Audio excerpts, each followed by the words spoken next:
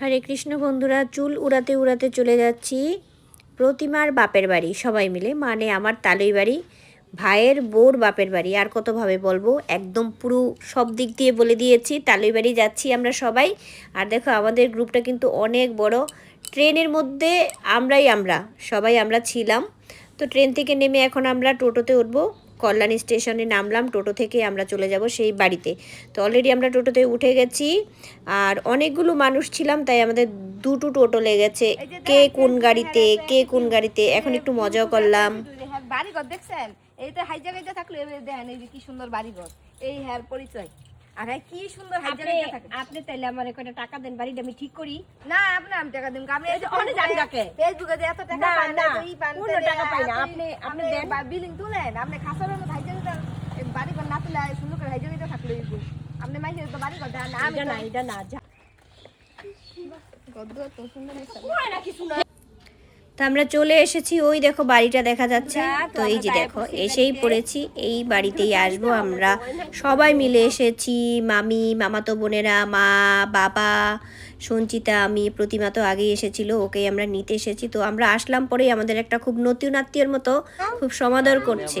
তো সবাইকে আমাদের ফল দিল, মিষ্টি দিল, খেলাম। তারপরে ভালো ভালো রান্নাবান্না হচ্ছে, সেগুলোও সবাই খাবো। এই দেখো এইরকম একটা খোলা মেলা সবুজ ছায়ায় ভরা, তার মাঝখানে একটা ছোট বাড়ি। ওইখানে আমার মামাতো বোন আর প্রতিমার বোন, মানে একজন আমার বোন একজন আমার বিয়াইন, দুজনে গল্প গুজব করছে। এই বয়সের মেয়েরা তো জানেনি, খুচুর খুচুর খুচুর খুচুর খালি গল্প করে। আর এই তীর্থ সবাইকে খালি মারছে। বৃন্দাকে খামছি দিয়েছে, তীর্থ আবার খামছি দিয়ে বৃন্দার একটা গাল ছুলে ফেলেছে। তো সেই গাল ছোলা গালের মধ্যে আবার একটু দিয়ে দিলাম বড় প্লাস। বৃন্দা চুপচাপ বসে আছে, পিথু আর বৃন্দা দুইজনে চুপচাপ বসে আছে। এবার তীর্থ খালি কেমন করে। আমরা একটুখানি জমিতেও চলে গেলাম।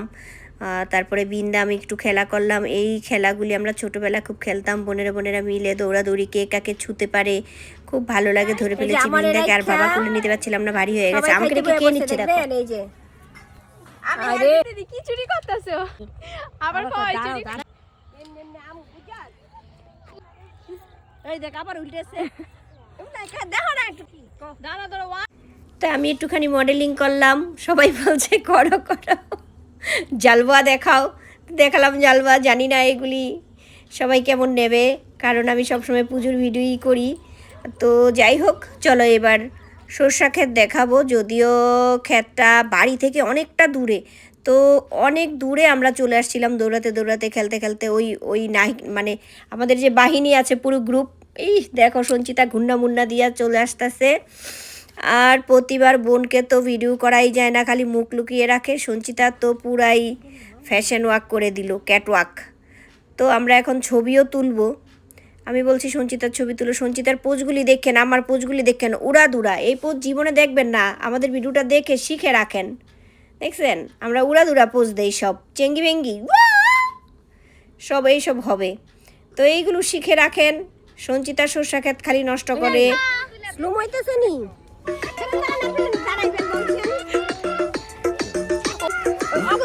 আবার একটু আসেন, ওই যে গেল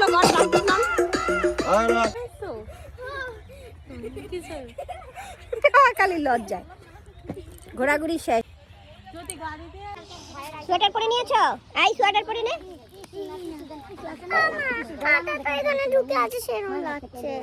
ও এটা তো ছোট না। এই যে বনু আবার আসবে।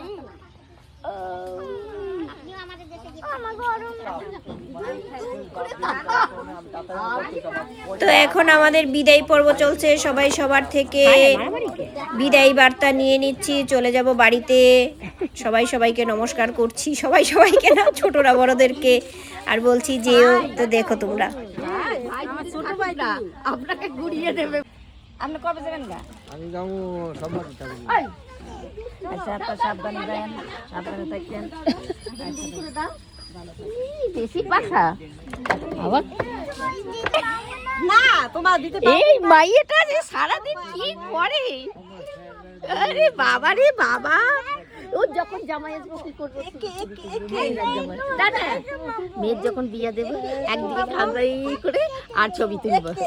মানুষ রাইকালুম, মানুষ রাইকালুম হ্যাঁ মনে হয়। এই যে এদিকে যাইতে মেন রোডে তেলো হাইটে একটা জায়গা লো কোথা দিয়ে ঘুরে আসলো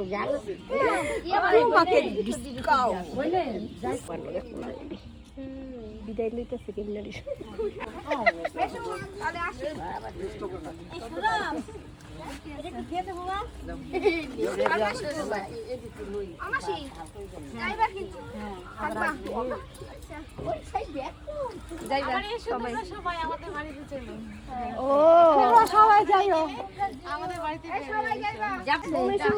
আমাদের এসে যাবেন আপনি তো সত্যি বাবা সবাইকে